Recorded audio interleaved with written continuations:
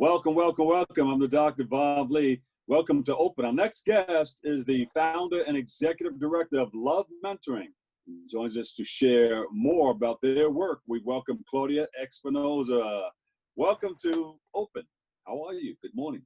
Good afternoon. Good morning. Good evening. Thank you so much, Bob, for having me this morning. So you're into L.O.V.E, and it means? Yes. Latinas on the Verge of Excellence. How did you come up with that name? That was years ago. Maybe 2011 when I started thinking about creating this organization, and I wanted to find an acronym for the name, and I play around with a few acronyms, and Love was the one that really stuck with me, and I play with meaningful words for each of the letters, and that's how it became to be Latinas on the Verge of Excellence. So when you were dreaming this big dream, you said to yourself, let me see, I got to come up with that name. I came up with the name of the organization. Now I want to put some things in place that it stands for. So what is your mission statement? Well, from the beginning, the whole purpose of creating this back then project and now an organization was to find a way, a medium to support young women in New York City, mainly young Latinas. And the reason for which I decided to do that had to do with a job that I had back in 2009. It was there where I learned about these challenges affecting young Latinas in New York City. I was working as an intake counselor, and my job, which I do not consider a job, it was, let's say, a way for me to learn what I needed to do, what kind of like my purpose. But what I was doing there was interviewing girls that were referred from partner hospitals. Yeah. And they were referred to the program because they had depression or suicidal ideations. And the program where I worked was a suicide prevention program. So my job, again, in quotes, was to interview the girls that came to the program, referred from these partner hospitals, and heard day after day their stories about why they thought they had no hope to live. So after doing this for 6 months, I decided I have to do something. And at the time I was at NYU, and that's how it all started. Yeah. What are some of those stories? Because, people are curious to find out why would someone want to end the only life they're ever going to have. And we're talking about, Bob, young women, right? So they were in between the ages of 13 and 17. They were all young Latinas. And the reasons, as you mentioned, it had to do with, they were all most of them were new immigrants. So it had to do with this feeling of, I'm not going to be able to overcome these challenges, insurmountable challenges that I have from this external worlds. And what I mean is the idea that they come here and I need to learn this new language. I am in a new territory. Some of them may not have been with their families. So it was this feeling, this external pressure of, how am I going to succeed and overcome all of this? And for some of them, not having a strong system, a strong support system to guide them through that process. So that all of that together made me feel that by creating that support system that can guide them, support them, show them the way, they won't be feeling or having this idea of, I'm not going to be able to do it, and I don't have the resources or support to do it. And I, by going even more back there, Bob, it was my own personal story because I had to go through all of that myself. Did you go through some of those same things? Since it was your personal story, did you have suicidal tendencies? No. Not depression, but what I mean is I moved to New York City when I was 20, and I I moved here by myself. So what I did go through was this transition to a new Yeah. city. I did have this feelings or this same challenges of I need to learn the new language. I need to um, adapt to this new environment. I had to put myself through all of this here in this new country by myself because I left my family behind. So I could relate to the students in that regard, in that transition process. Yeah. How has the pandemic contribute or hinder what you're doing today?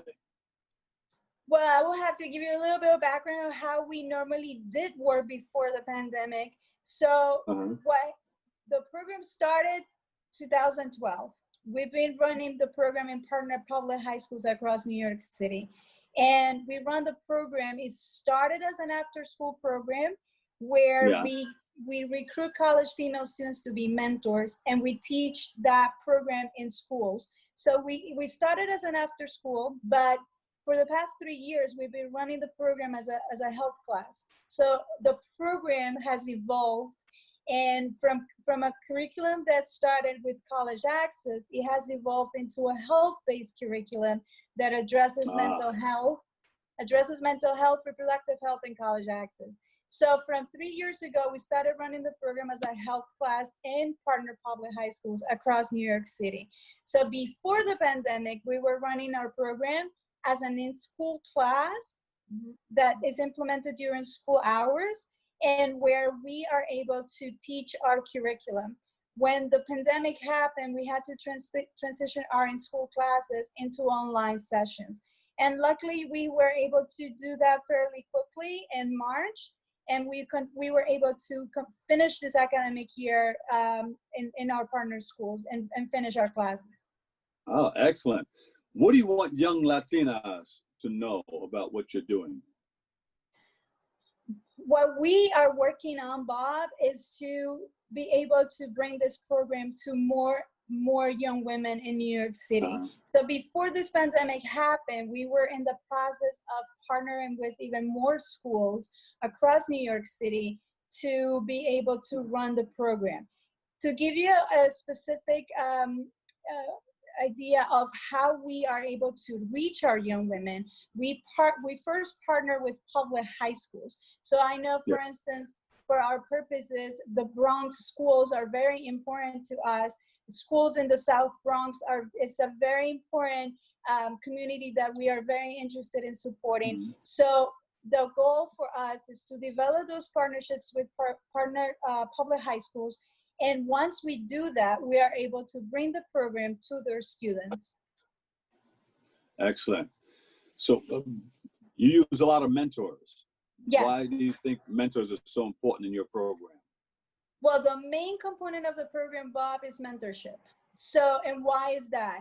So I mentioned before that the feeling that the girls have is, I may not have the support system. I don't have someone that can guide me through how to achieve or how to overcome all of these challenges.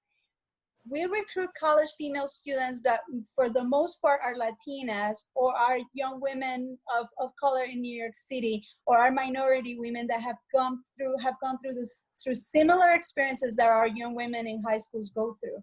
So for the young women in the high schools to be able to see someone that is fairly close in age, that has been able to succeed to overcome those challenges, it makes it real for them, and it makes it feasible for them to actually overcome those problems, those challenges. And for us, we hear from the girls, I'm not gonna be able to do it. So to be able to have this role model that looks like you, that has similar background that you have, tell you, I did it and I know how, and I'm gonna show you, there is no excuse for the girls to feel that they can't do it. So going back to where we started, Bob, this feeling of hopelessness, the program is about getting rid of that, having a mindset that is, we're gonna show you how to do it, we have done it, and we're gonna help you do it yourself too. And this is how it's done. So if we want more information on your on what you're doing? You have a website? Yes, the website is lovementoring.org. So that is L-O-V-E mentoring.org. Schools can email us at info@lovementoring.org. You can find Love Mentoring anywhere online as when you search for it. And as mentioned, Bob, we are interested in bringing more support to the young women. So the more the merrier. And for schools in the Bronx that are interested in the program for the next academic year, particularly now, Bob, with the challenges of mental health, with this idea that we need to provide more support to our communities, I feel that even now is more important to do that. I love it. Latinas on the verge of excellence. Wonderful name, wonderful program. Thank you for your service. Thank you for the time. All right, Claudia Espinosa, we welcome you and thank you for being a part of our show. Claudia Espinosa, founder and executive director, L.O.V.E. Mentoring. Beautiful. Stay safe. God bless. We love you. Thank you. We'll take a break. I've got more next on Open.